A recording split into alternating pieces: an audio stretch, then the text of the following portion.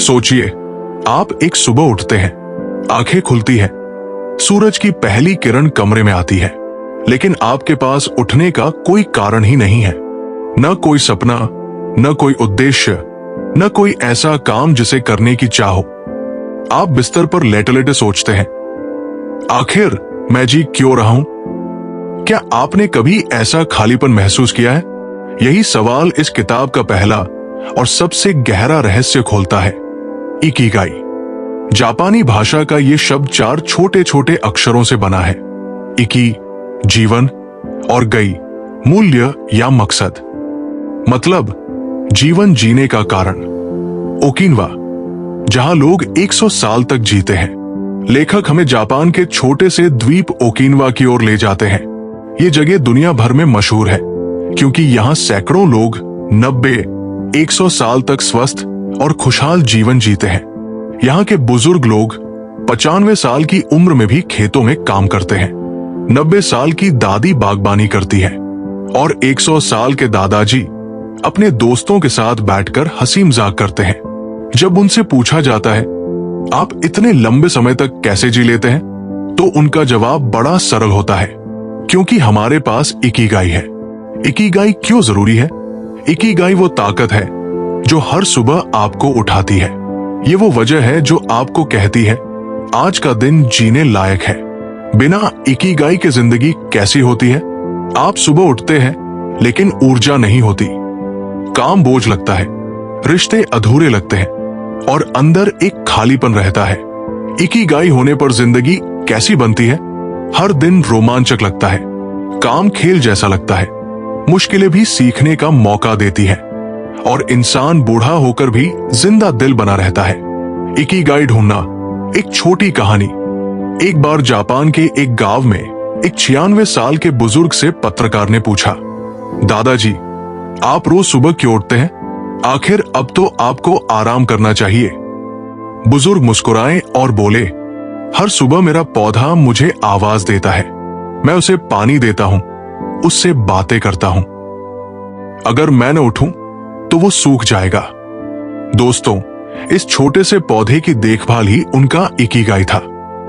यही कारण था कि वे 96 साल की उम्र में भी मुस्कुराते हुए जी रहे थे। Ikigai passion plus mission plus profession plus vocation. लेखक कहते हैं, इकिगाई कोई रहस्यमय चीज नहीं है। ये 4 साधारण सवालों के जवाब से निकलता है। 1, आपको किस काम से प्यार है? पैशन।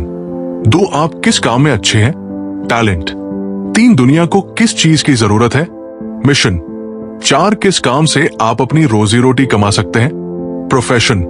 जब इन चारों का संगम होता है, वही जन्म लेता है आपका इकिगाई।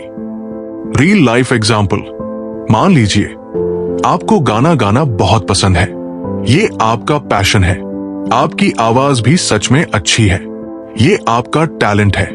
लोग आपके गाने सुनकर खुश हो जाते हैं, उन्हें शांति मिलती है, ये आपकी मिशन है।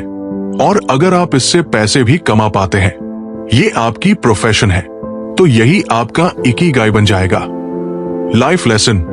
दोस्तों, इकिगाई सिर्फ बड़े बड़े सपनों का नाम नहीं है, ये छोटी छोटी खुशियों में भी छिपा हो सकता है। किसी के लिए इकिगाई किताब लिखना है, किसी के लिए बच्चों को पढ़ाना, तो किसी के लिए बस अपने परिवार के साथ वक्त बिताना। याद रखिए, जब तक आप अपने जीने का कारण नहीं ढूंढते, तब तक आप सच में जीना शुरू नहीं करते। अध्याय 1, फ्लो। जब काम ही ध्यान बन जाए। जरा सोचिए, एक बच्चा अपने खिलौनों के साथ खेल रहा है। वो इतना डूब जाता है कि उसे न भूख लगती है, न प्यास, और न ही समय का ध्यान रहता है। उसके लिए वो खेल ही पूरी दुनिया है। या सोचिए, एक चित्रकार कैनवास पर ब्रश चला रहा है। वो इतना मग्न हो जाता है कि रात कब सुबह में बदल गई, उसे पता ही नहीं चलता। दोस्तों, यही है फ्लो की अवस्था। एक ऐसी मानसिक स्थिति जहां इंसान पूरी तरह अपने काम में खो जाता है, बाहर की दुनिया जैसे थम जाती है और बचता है तो सिर्फ आप और आपका काम। फ्लो की परिभाषा। लेखक बताते हैं, फ्लो का मतलब है किसी काम में इतना डूब जाना कि आप अपने आप को और समय को भूल जाओ। फ्लो कोई नई खोज नहीं है, ये तो सदियों से ध्यान, मेडिटेशन, संगीत, कला और खेल का हिस्सा रहा है। लेकिन इकिगाई हमें याद दिलाता है कि फ्लो ही असली खुशी का राज है। ओकिनवा में फ्लो। ओकिनवा के लोग फ्लो को अपने जीवन का हिस्सा बना चुके हैं। उनके लिए हर छोटा सा काम, चाहे वो बागबानी हो, खाना पकाना हो या बुनाई, एक फ्लो एक्सपीरियंस बन जाता है। 95 साल की दादी जब अपने बगीचे में सब्जियां लगाती है तो वो केवल सब्जियां नहीं उगा रही होती, वो उस काम में इतनी डूब जाती है कि समय का पता ही नहीं चलता। उनका मन शांत होता है, दिल हल्का होता है और शरीर भी सक्रिय रहता है। यही फ्लो उन्हें लंबी उम्र और खुशी देता है। फ्लो के 3 जरूरी तत्व। लेखक बताते हैं कि फ्लो में जाने के लिए हमें 3 चीजों की जरूरत होती है। एक स्पष्ट उद्देश्य, क्लियर गोल। आपको पता होना चाहिए कि आप क्या करना चाहते हैं। अगर आप बस कुछ भी कर रहे हैं तो आप फ्लो में नहीं जा पाएंगे। 2 चुनौती और क्षमता का संतुलन। अगर काम बहुत आसान है तो बोरियत होगी, अगर काम बहुत कठिन है तो तनाव होगा, लेकिन अगर काम आपके स्तर से थोड़ा कठिन है तो आप उसमें पूरी तरह डूब जाएंगे। 3 फोकस और ध्यान। फ्लो तभी संभव है जब आपका ध्यान बंटा न हो। इसलिए ओकिनवा के लोग मल्टीटास्किंग नहीं करते। वे एक बार में एक ही काम करते हैं, पूरे मन से। फ्लो के उदाहरण, संगीतकार जब गिटार वादक सुरों में खो जाता है तो उसके लिए गिटार और वो खुद एक हो जाते हैं। खिलाड़ी, एक धावक जब ट्रैक पर दौड़ रहा होता है तो उसे केवल हवा की आवाज सुनाई देती है, बाकी सब धुंधला हो जाता है। लेखक, जब कोई लेखक कहानी लिखने में डूब जाता है तो उसके लिए समय रुक जाता है। फ्लो हमें साधारण कामों में भी असाधारण आनंद दिलाता है। फ्लो बनाम ध्यान। फ्लो को आप एक तरह का एक्टिव मेडिटेशन भी कह सकते हैं। ध्यान, मेडिटेशन में आप शांति से बैठकर अपने भीतर जाते हैं, लेकिन फ्लो में आप कोई काम करते हुए ध्यान की अवस्था में पहुंचते हैं। यानी जब आप फ्लो में होते हैं तो आप काम करते करते ध्यान कर रहे होते हैं। क्यों जरूरी है फ्लो? आज की तेज-तर्रार दुनिया में हम अक्सर तनाव, चिंता और बेचैनी से घिरे रहते हैं।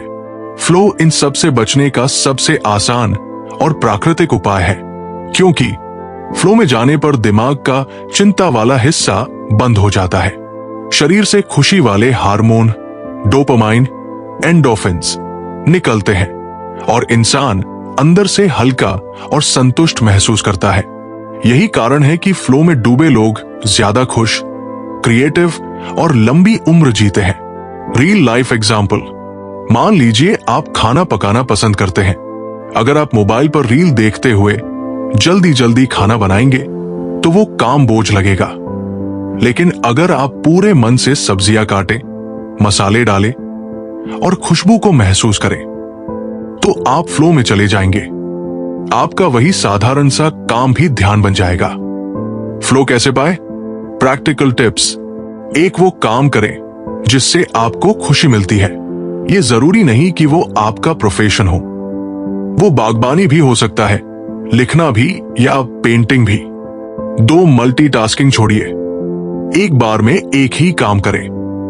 3 काम को खेल की तरह लें, परिणाम की चिंता न करें, बस प्रक्रिया का आनंद लें। समय भूलने दें। फ्लो तभी आता है जब आप घड़ी देखना छोड़ देते हैं। Life lesson.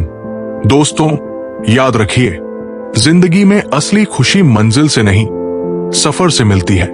और जब सफर फ्लो बन जाता है तो हर दिन त्योहार बन जाता है। अगर आप चाहते हैं कि आपकी जिंदगी बोझ न बने तो अपने रोजमर्रा के कामों को फ्लो का हिस्सा बनाएं, क्योंकि फ्लो में जीना ही असली इकिगाई है। दोस्तों, अभी तक हमारे साथ जुड़े रहने के लिए आप सभी का दिल से धन्यवाद। आपका प्यार और सहयोग ही हमें आगे बढ़ने की ताकत देता है। कहानी यही खत्म नहीं होती, असली सीख और प्रेरणा तो अभी बाकी है। मिलते हैं भाग 2 में, जहां आपको और भी गहरे विचार और जीवन बदल देने वाले सबक मिलेंगे। तब तक के लिए राधे राधे। और हाँ, अगर ये वीडियो आपके दिल को छू गया हो तो इसे लाइक करें, अपने प्रियजनों के साथ शेयर करें और हमारे चैनल को सब्सक्राइब करना न भूलें ताकि अगले भाग की सूचना आपको सबसे पहले मिले।